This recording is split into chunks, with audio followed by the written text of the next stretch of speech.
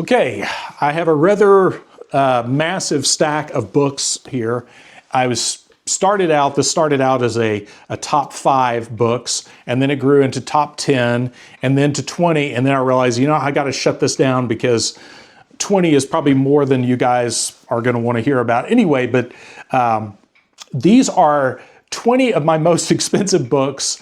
And I don't say this as some kind of weird financial flex or anything like that. A lot of these were purchased with my Amazon points that I got from using my Amazon card for business. And then I used those points to score some books that would have normally been out of my price range. So some of these, I remember what I paid for them, and I'll tell you that. And you can look up some of these to see where they're at now. But I mainly do this as a way to illustrate how the pricing of a book can easily be a form of censorship.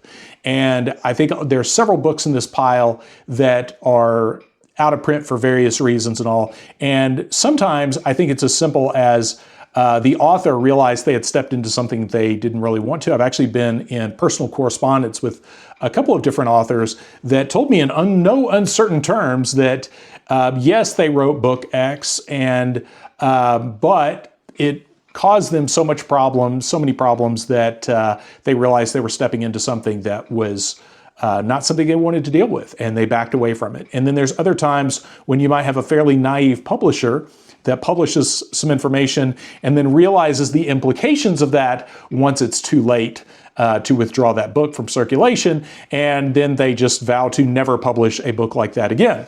So anyway, without further ado, let's jump right in. Now, I'm going to start with one that I reviewed a long time ago, but this is one that I searched this one down because I heard some of this guy's sermons on YouTube. This is The Todd Phenomenon by Daryl Hicks and David Lewis, and Daryl is spelt with 2 R's there. But I haven't even looked this one up recently to see what it's going for, but I think at the time I paid close to $100 for this. And this is all about Johnny Todd. And he claimed that he was like a Wiccan, or what do you claim he was? Ex-Grand Druid versus the Illuminati.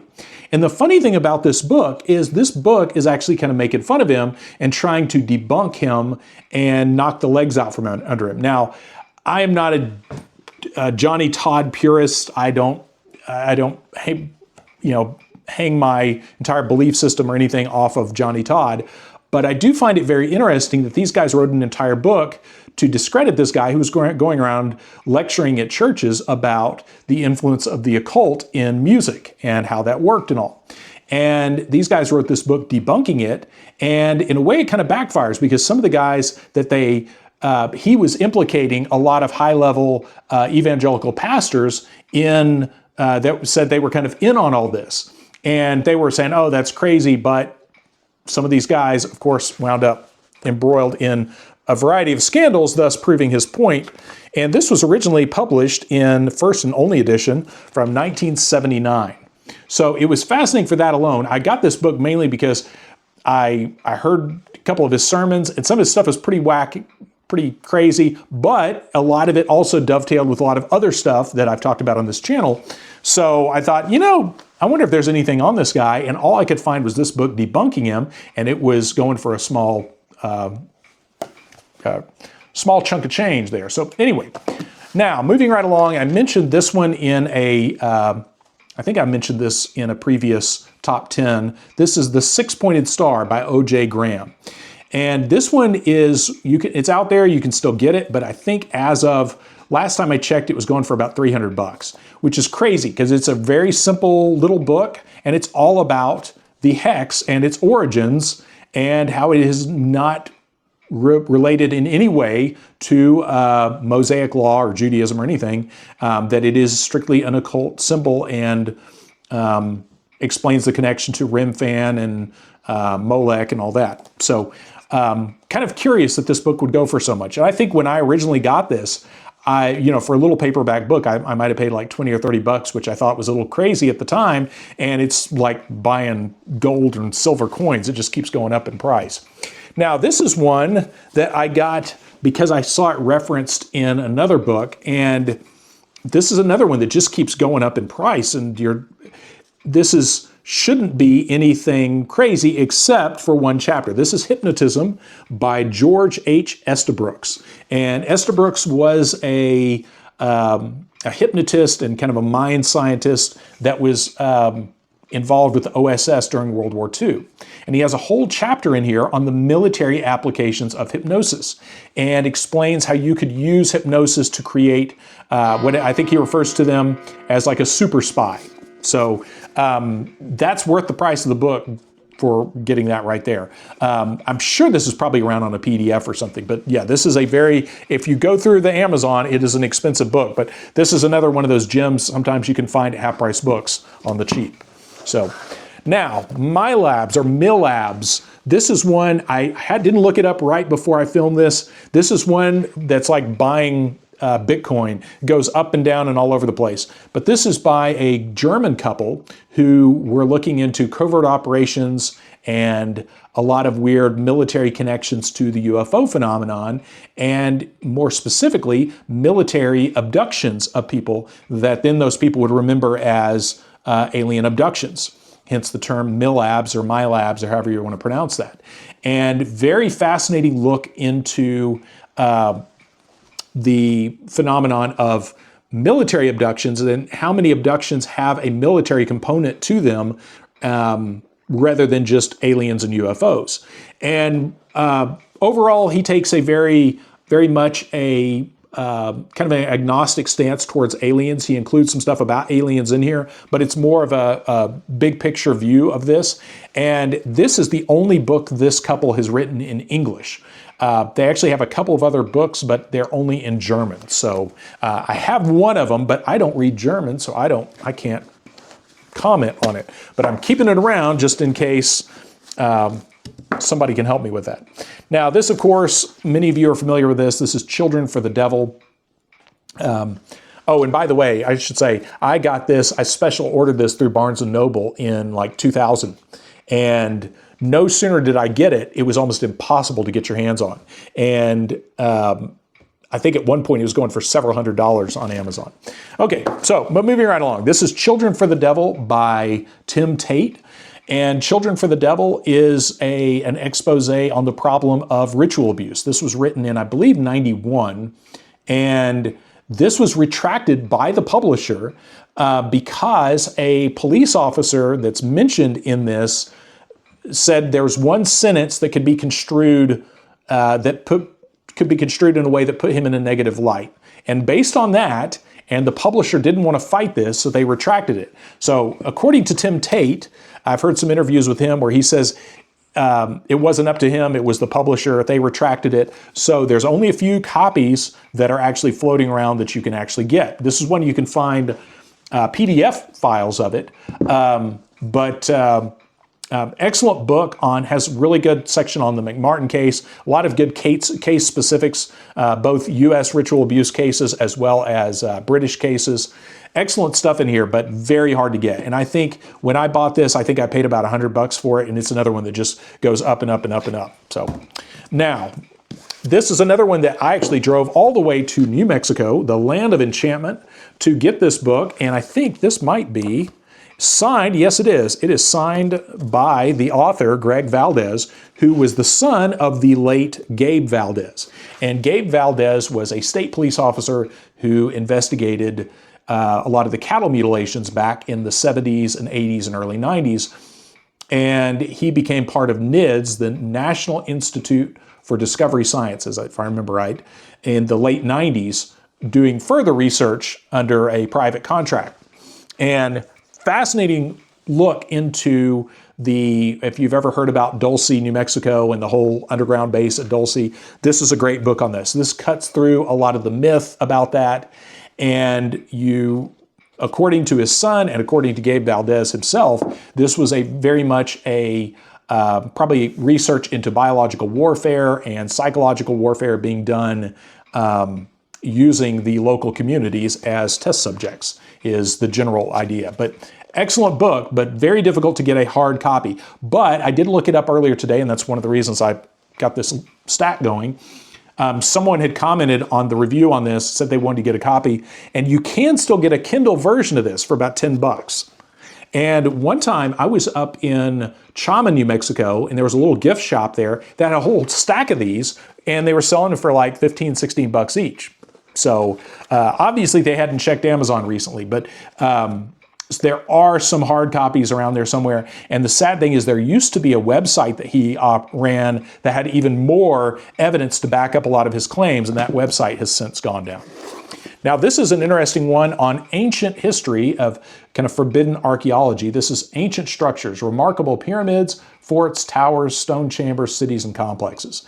And this is one that I scored at Half Price Books that was back behind the cash register. And those of you saw in the members section where I was posting my little recipe for how I navigate Half Price Books. This is why you don't ignore some of the books behind the register, because a lot of Half Price Books locations will have the really expensive stuff behind the cash registers, and you don't see them until you're about to check out. So sometimes I just go over there and say, hey, can I look at some of those books? And this is just mainly overall pretty basic stuff about ancient forbidden archaeology, but it's all about stuff that was discovered that's not there's certain veins of archaeology that, like a lot of the stuff I talk about on this channel, that's kind of a forbidden thing. If you go against official narratives of who was occupying the North American continent, a lot of that gets shut down. So this is Microwave Auditory Effects and Applications. And it is originally, I think, from like 78 or so by James C. Lynn, PhD. And now, yeah, from 1978. This one I picked up for probably 30 bucks or 40 bucks or so. And then when I reviewed it, one of you went and looked for this book because you were curious about it, and you pointed out that this book was going for about $1,000. I don't know what it's going for now, but this is another one that just fluctuates all over the place. And this, dear viewers, this is why I'm doing this. So my children someday, maybe they can pull up these videos and not get fleeced by an estate sale or something, somebody going, oh, it's just a bunch of books, I'll give you $100 for them. So hopefully my children, if you're watching this, future children, make sure you get market value for these books. But Microwave Auditory Effects and Applications is all about the discovery and the use of what's called the Frey effect to create hearing inside someone's head, where you can modulate microwaves beamed at someone's audio cortex and actually make them hear voices in their head, which is crazy stuff with some pretty dark implications. So, then there is Man the Puppet. Now, this is one of the few books I'm going to show you in the stack that kind of went the other direction. This I bought for, actually, I think my wife got this for me for my birthday in 2012 or 13. And this is Man the Puppet by Abram Lipsky. And this is all about, this is from 1924, I believe. So this is right at a little over 100 years old. And, no, 1925. So it is right at 100 years old. And this is all about manipulating human behavior through print media at the time, but just the way social movements work and how they can be manipulated, and really fascinating stuff. And this is definitely written not from a perspective of like you and I, of critically analyzing this. This is written from someone saying, hey, this is how you do this. This is written kind of an insider publication. And this I believe is now reprinted. You can get a reprinted version of this for probably fairly cheap, but an original like this, these are very rare. So, Man the Puppet. Now, this is one, some of you have asked about mind control, personal accounts of mind control, like Kathy O'Brien's book, Transformation. I think I've got that over here in a stack somewhere. This is A Nation Betrayed by Carol Rutz. And this was one of the harder personal accounts of a mind control victim to get my hands on. And this one was actually signed by the author here. So fascinating, heartbreaking story of a child groomed and brought into a mind control program, I believe all the way back in the 50s. and her personal story of that. And I don't know if she is still alive or not, but it's secret Cold War experiments performed on our children and other innocent people. But all these personal accounts like this are heartbreaking to read. I think they're necessary. I think this is a good window into a lot of what the alphabet agencies do to human subjects, but it's pretty grim reading. But I think this is one that was, I'm sure when it came out originally, it was probably like $20 or so. I don't see it. Yeah, 1995 originally. But I think I got this for right around $100. And this is another one that just goes crazy sometimes. And then, of course, we have the infamous Was Jonestown a CIA Medical Experiment? This one, I don't know if this has been reprinted or not, but this one, I might have come down a little bit in price, but I think when I got this one, it was about $300. But this is a great breakdown of Jonestown. Very dense read, a lot of information. This is one of those that obviously it's very speculative about Jonestown and some of the stuff that may or may not have been going on there. I think he gets a lot of stuff right. I think a lot of his speculation is valuable in its own right. But a lot of this stuff there's a giant question mark over it because we just don't know a lot of that stuff. But fascinating book on Jonestown. And this is probably the most comprehensive book on Jonestown from the perspective of someone who really critically dissected the entire official story. And now we have Satanic Ritual Abuse, a Therapist's Handbook by D. Brown.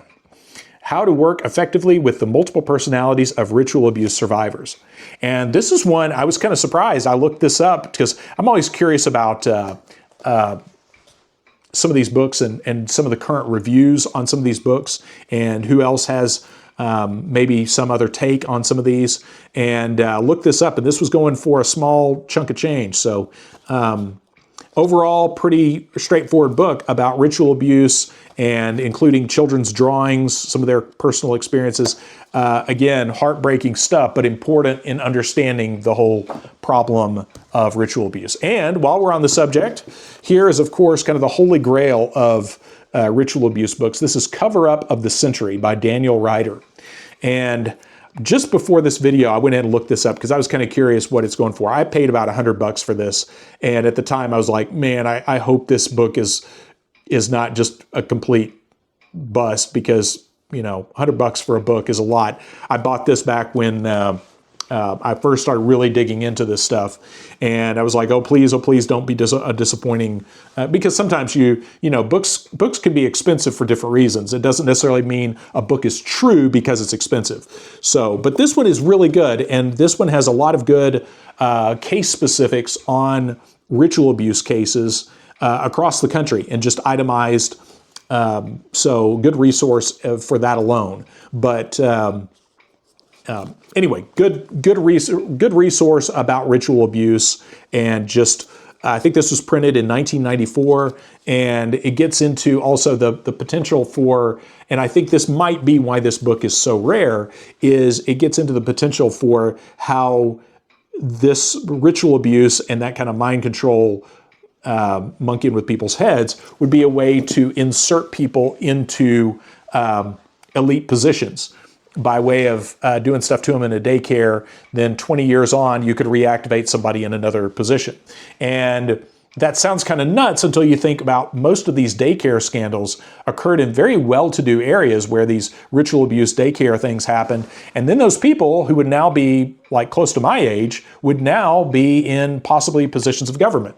Nikki Haley is actually one person who disclosed at some point that she had something had happened to her in a daycare setting. And that's when this book popped up, and it was like, holy cow, maybe there's something to that.